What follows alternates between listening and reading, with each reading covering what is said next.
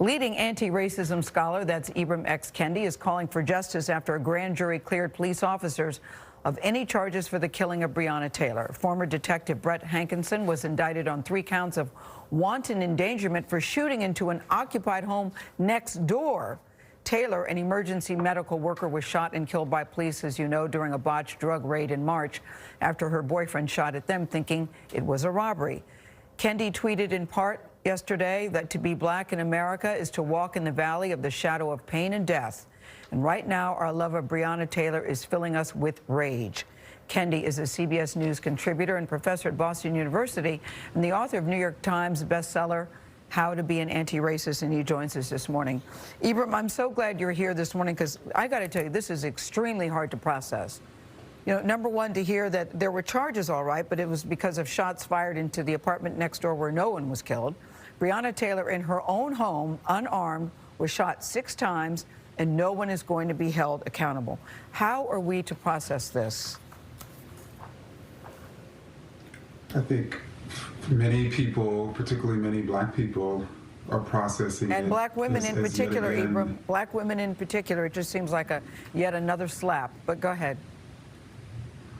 No, it does, and it seems as if black women, it seems as if black people are simply not being protected and defended in the court of law, particularly as it relates to police officers. It does not seem, it is blatantly apparent to people that when it comes to an unarmed black woman and white cops, that they are not essentially equal in the face of the law, and that's a problem. There is not equal justice. You know, why did those officers have to shoot 32 times, you know, in that apartment when someone clearly was thinking that they were being robbed? I mean, it's just unfathomable to people, and it's enraging to many of us. And yet it keeps happening. But some will say, listen, the court system has spoken. There was an investigation, and maybe it's time just to accept the facts of the investigation. I mean, even the Attorney General yesterday said sometimes, you know, the law doesn't always go along with what has happened, that he followed the case law as it is written. Well, then the case law needs to be reread because, you know, as Martin Luther King said, there are laws that are just and there are laws that are unjust. And so if the argument is that this is the case law, then clearly Breonna Taylor did not cause her own death. The people who killed her should be held to account for her not still being with us right now, for her not being one of those people right now on the front lines fighting coronavirus. Yeah, I hate that it's become a black-white issue because it is a black woman, but should white people be concerned about this as well?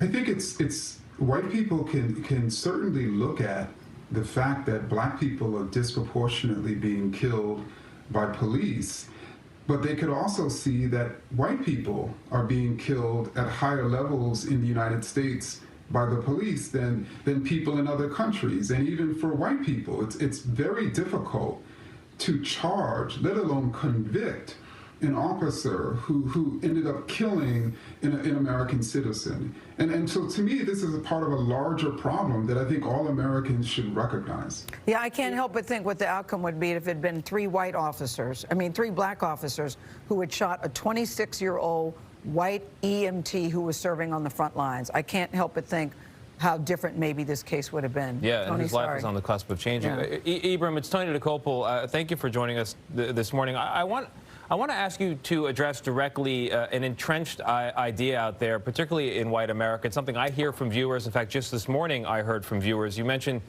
black people disproportionately likely to be killed by police. It is pointed out to me often that, oh, well, that must be because they are disproportionately likely to be involved in violent crime. So I was just sent today the FBI data on arrests, and there are more black arrests around violent crimes. When I get that response from viewers, when you hear that point of view, that idea, what's your reaction to it? I just don't see the relationship. Again, especially Ibram, they're saying because black people, according to the FBI data, are involved in more violent crime, it then follows that they would be in more violent altercations with police. So like with like, and therefore this is just what's to be expected. Well, I think we need to first and foremost reimagine what the cause is. So again, it's either because black people are so violent and they're so reckless with the police, and that's why they're being disproportionately killed. In other words, there's something wrong with black people, or there's something wrong with our criminal justice system. And I've been arguing for months that to say there's something wrong with any group of people, any racial group of people, is to express a racist idea. And to me, there are people who are white who engage in violent altercations with police, and those police officers use restraint. They de-escalate the situation, and which is precisely what they should be doing with that white person, just as they should be doing with black people, but they're not doing it with black people because of this idea that black people are dangerous, violent animals that need in which they need to use lethal force because they fear for their lives. It's a symptom of a deeper issue. It is. And that's why, for me, we can be critical of police officers, rightfully so, but let's not forget that Americans commonly believe that black people in black neighborhoods are more dangerous, that Americans commonly connect blackness with criminality and danger. And so this is a large-scale sort of problem, just as, police officers don't write laws. And certainly, attorney generals, and so we need really a change of even in our case law, and we certainly should not be protecting anyone who is killing another American. Yes, exactly, including people taking shots at police officers. I also think that is just as egregious on the flip side. Thank you very much, Ibram X. Kendi. May we just say congratulations on your Time 100 honor. You are on the Time 100 Most Influential People list. It just goes to show your work is more needed now than ever before. Congratulations to you. Can't wait to get my copy. Thank you, Gail. You're welcome, sir.